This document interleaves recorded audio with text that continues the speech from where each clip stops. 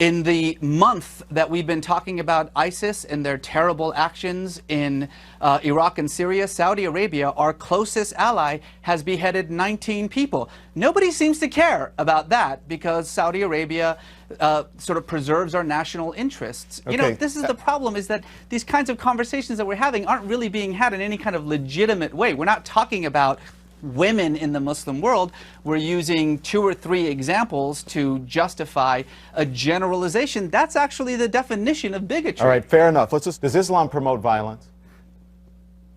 Islam doesn't promote violence or peace. Islam is just a religion, and like every religion in the world, it depends on what you bring to it. If you're a violent person, your Islam, your Judaism, your Christianity, your Hinduism is going to be violent. There are marauding Buddhist monks in Myanmar slaughtering women and children. Does Buddhism promote violence? Of course not. People are violent or peaceful, and that depends on their politics, their social world, the way that they see their communities, the way they see themselves. So, Reza, you don't think that there's anything more, there's the justice system in Muslim countries, you don't think is somehow more primitive or subjugates women more than in other countries?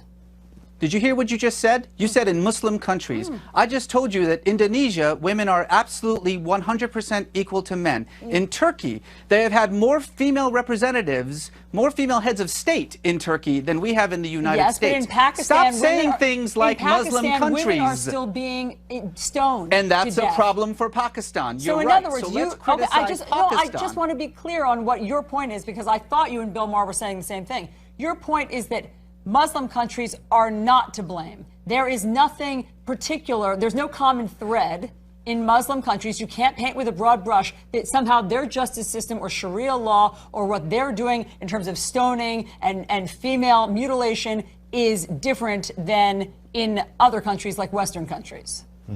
Stoning and mutilation and those barbaric practices should be condemned and criticized by everyone.